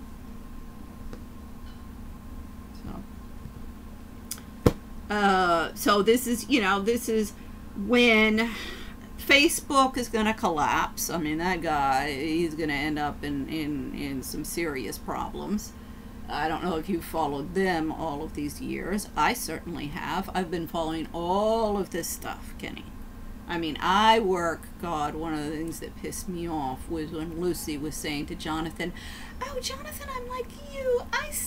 I'm stuck 24, I'm stuck all the time at my chair, like working. Jonathan doesn't have a computer at his house. He works 9 to 5. And he's always, playing golf or off with his friends, out to restaurants or whatever. He punches the clock, cashes in. I'm the one. I mean, that's like going a real insult or she's a real idiot. Well, I think it was more of an insult, a little jab, because I think maybe she didn't appreciate when my comment when she came through here would have been 2010. I haven't really seen her or spoken much to her. I've sent her stuff over the years that she should be looking at, but of course she's too busy like everybody else, up in her ivory tower. But I said, oh yeah, I love Bill Maher. He had said one time, he said what he likes about coming to Washington is it makes everybody in Hollywood look sincere. So, I think that's also, that's really part of the problem, because Lucy's been, I first come across or found Lucy, if you will, in the 80s, when she was working up on Capitol Hill, DeConcini's office, and I was at Senator Bennett Johnston's office. In fact, that's how I, saw her. She was in the halls at the Capitol, and I heard she was from DeConcini's office. But she was, I didn't have time for that. I was working to pay for school. And, she was all into academia, the intellects. Well, the intellects, believe me, all of these intellects are creating a lot of problems with their propaganda, their narcissism. I mean, even in Paris, I mean, Lucy would be like, yeah. I mean, it's like, well, with people that you can't engage a dialogue, you don't know. You don't know what's going on in if they're understanding what you're saying, not understanding what you're saying, or understand what you're saying and want to play the dumb blonde or dumb idiot to pretend that you don't. So I don't know. We'll see in the future. It's like, you know, come on. All of us women out there know how to play the bimbo. When we get stopped by the cops, for example, and don't want to get a ticket, we pull out the bimbo card. I think sometimes too often, I think they're getting on to us. But, you know, oh, officer, I just didn't see it. I mean, come on. Every woman in the world, I think, has used that. Or something, you know, like that. Even I've used the bimbo card a couple of times. So, you know, but no, I'm not a bimbo. So, you know, Kenny, it really,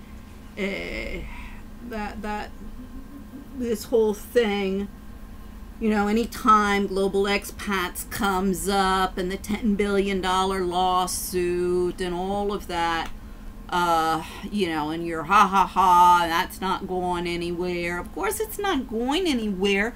The bullies, I mean, you and Jonathan even said you got your jobs, and thanks to mom and dad, you know, the opportunities that they gave to you, that it put you in contact with the ruling elite, you know, that you got where you are today. You haven't said that.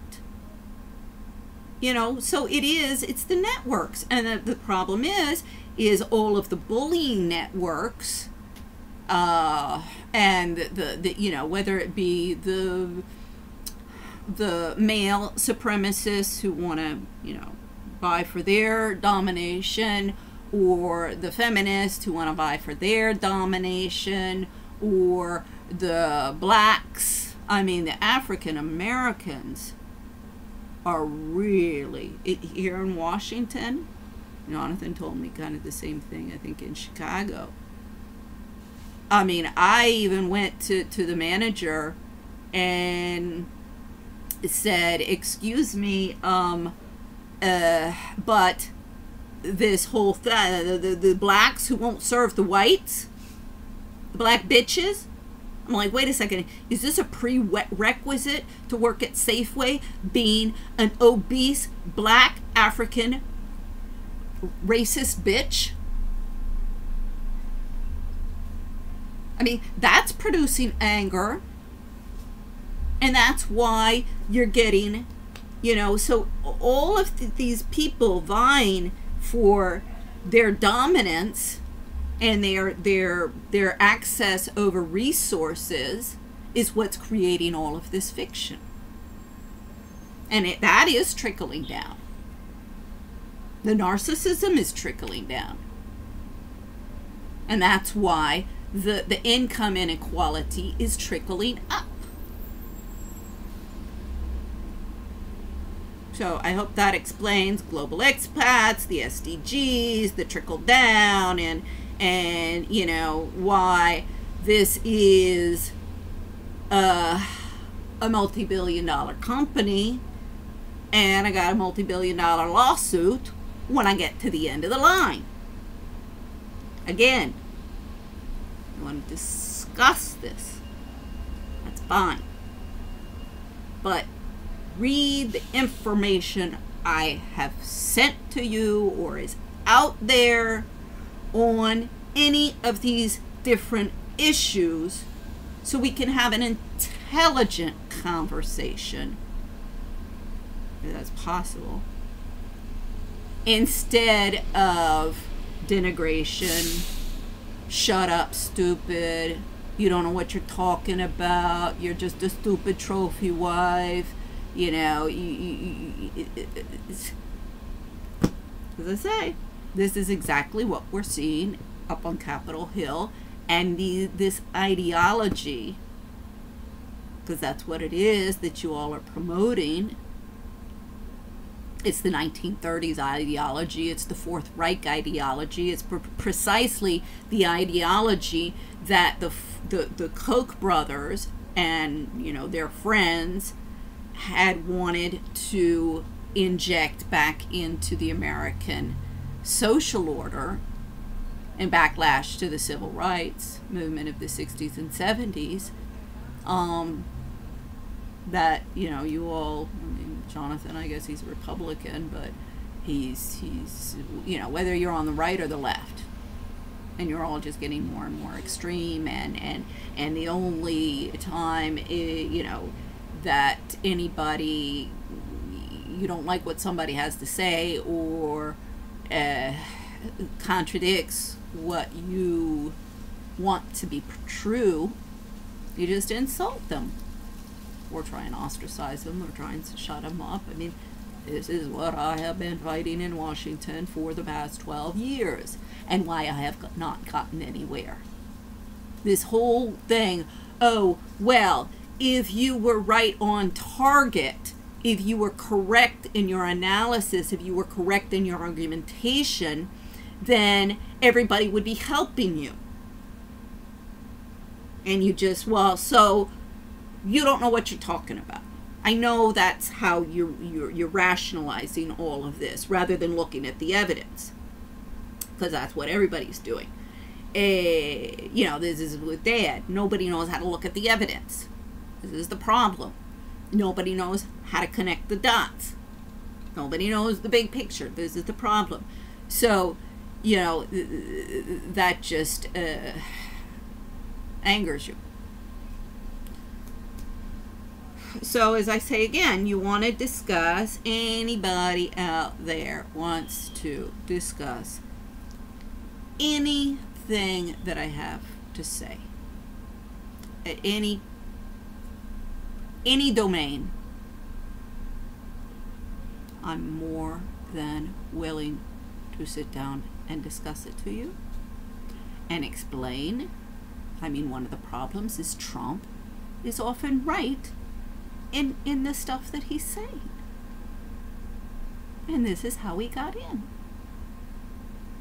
And we'll see if he stays in. I don't know. You know, either way, things are going to keep on going down because nobody in this town will listen. Because they all have your narcissistic mentality of not looking at evidence, not being able to read, coming up with all sorts of crazy, you know, stuff like Mom. I mean, as I say, the whole memorial service catastrophe, that was some wacko thing that Mom would have done. That would have seemed, whoa, what's going on in this family? I mean, Kenny, they told me that when Mom had gotten sick with Epstein-Barr and contacted you, the social worker had said to Jonathan, is she okay?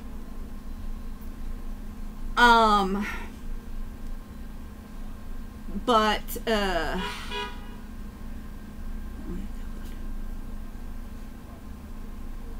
anyway, it's, you know, so I know, but, so with the service that I had to do re-recording, so we call everybody back, we ask them to come back and participate, and then we cut that, and we don't publish it, and we don't distribute it, and we just, oh, well, thanks for coming back for another chat. I mean, that's what Jonathan said. That I was like, whoa, you guys are, I mean, has Mom, like, gone into your heads, or what the hell's going on here? I mean, I mentioned this is with Duran, and Duran didn't want that whole video because it made me look good, and so, you know, and it didn't make her the limelight. So whatever.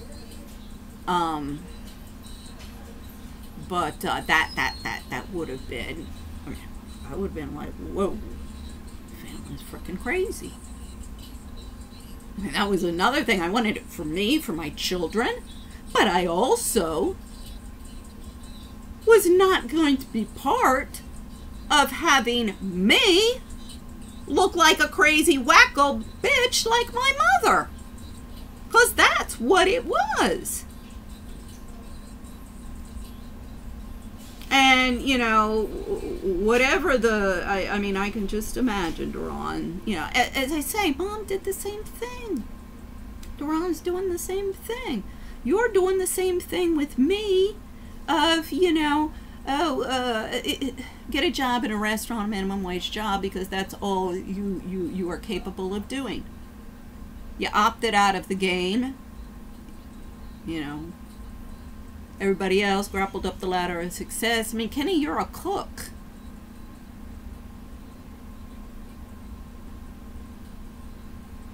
I mean, a hell of a lot more than that. I can cook. I can run a restaurant. I mean, I'll be running a couple restaurants here. And believe me, I mean, I would love to run a restaurant. I don't mind, but for me, yeah, I'm a workaholic. So, yeah, it's a lot of work. I've always said that. But one of the reasons, in fact, when we got to Madrid, Clemencia wanted us to open a restaurant together. It's a good idea. I still think it's a good idea what she had around there. Well, I mean, how she did it, I wouldn't do it, but her ideas, this is the same thing. Clemencia's like another, you know, wacko his mom, but she's narcissistic. But I do thank them for, you know, all their support when I was there, more than I got from my family. And you know, she's always got a lot of great ideas.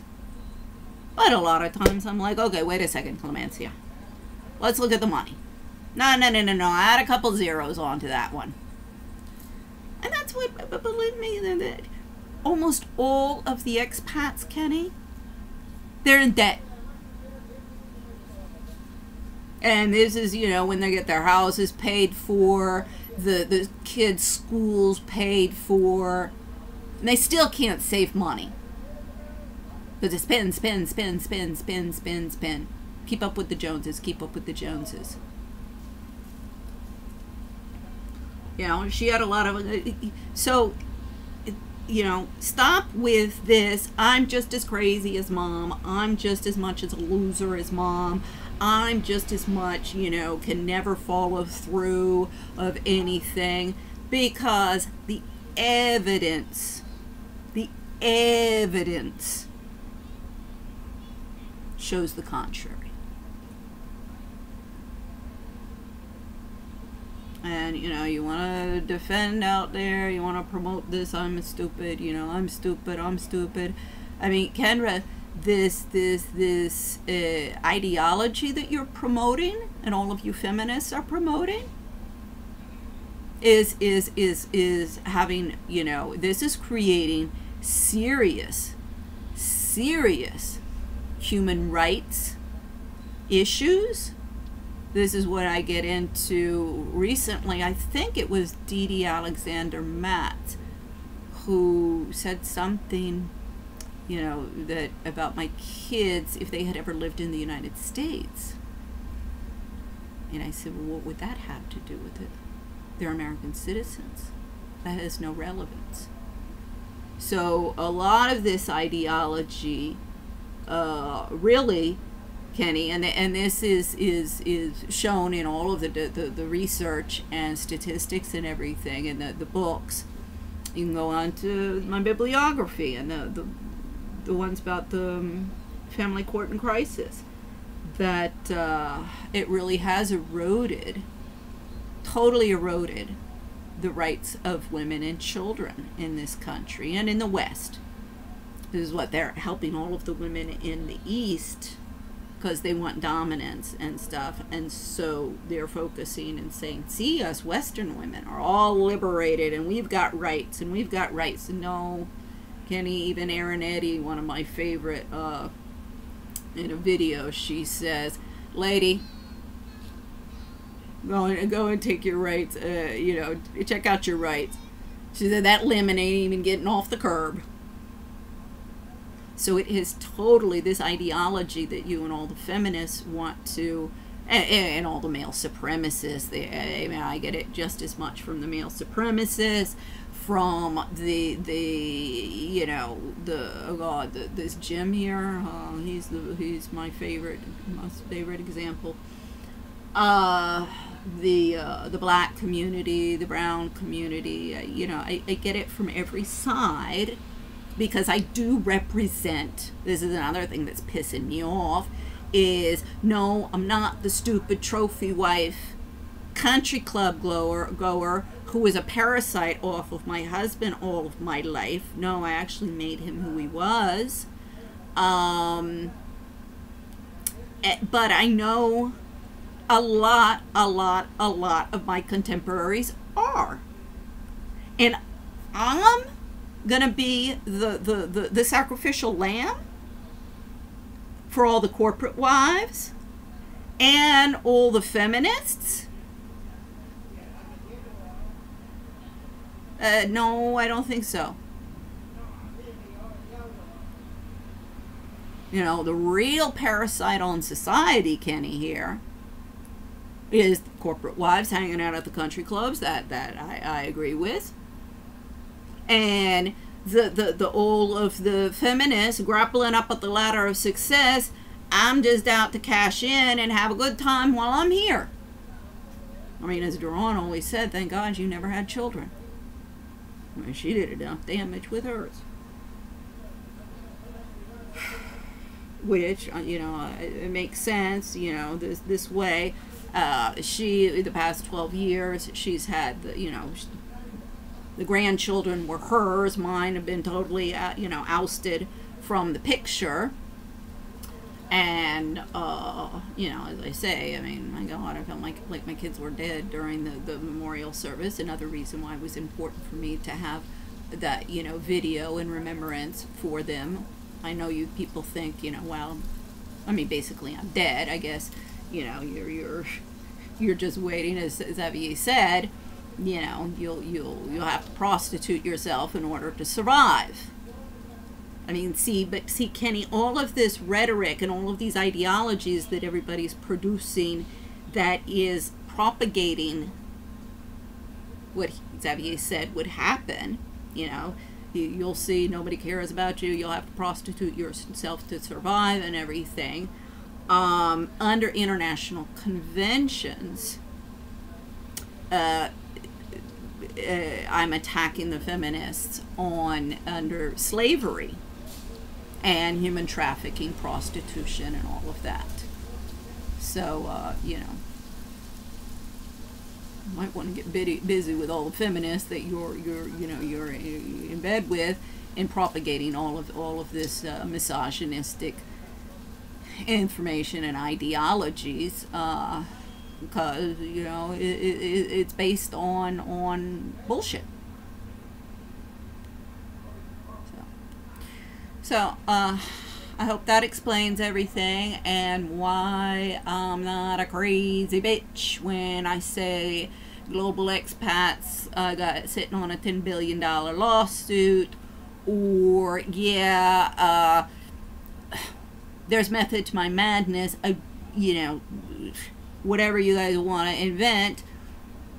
I don't think that there's going to be a miracle on election day and I'm going to wake up the next day and be president. That's something that would, like, you guys or mom would think of. So anyway. All right. So have a nice day. Bye-bye.